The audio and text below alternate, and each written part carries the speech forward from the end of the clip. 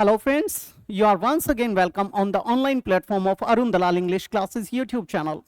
And today we are going to shift on our cloze test based on tenses. Tense पर आधारित एक cloze test है ये, इसे देखेंगे प्लीज. एक एक चीज के ऊपर बारीकी से काम करेंगे आप. शुरू करते हैं. Mister Kumar dash a politician. Mister Kumar हमारे सिंगुलर सब्जेक्ट हैं. वॉज आ सकता है, इज आ सकता है, इज बीइंग गलत हो गया. हैज बीन जब आता, जब पीछे समय दिया जाता कि उस समय से अब तक, यानी सिंस और फॉर के साथ आगे टाइम दिया गया होता तो हम क्या लगाते यहां पर, ये हैज बीन. अब हमारा काम क्या है, या तो वॉज को चुनना या इज को चुनना.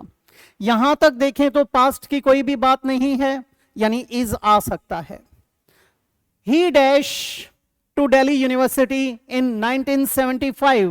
अब ये पास्ट टाइम रेफरेंस आया. पास्ट टाइम रेफरेंस आया तो यहां पर क्या आएगी, वर्ब की सेकंड फॉर्म आएगी. ही गो गलत हो गया बेटा, वेंट हो सकता था. हैज गॉन गलत हो गया बेटे, वेंट हो सकता है. गोज जाता है, गलत हो गया, क्या आ जाएगा, वेंट.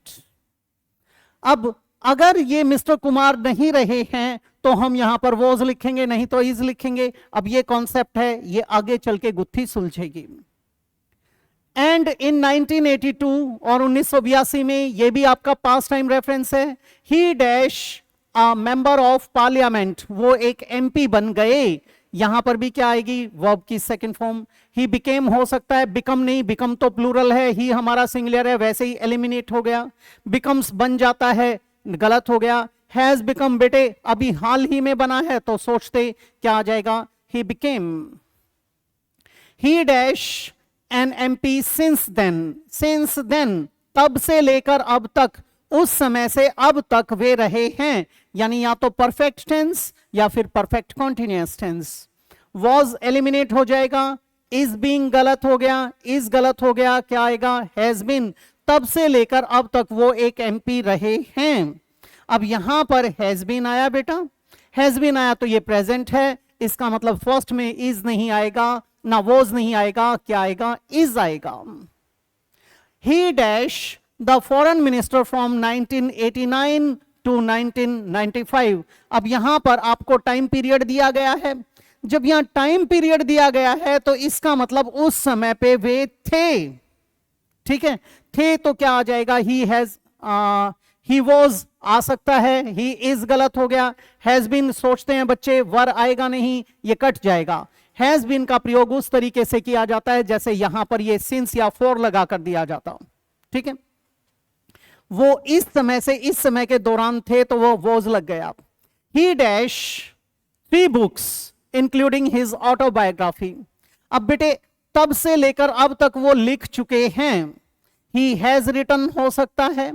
ही रोट, रोट तो बेटे अब वो नहीं होते, गुजर चुके होते, तो फिर हम कहते रोट.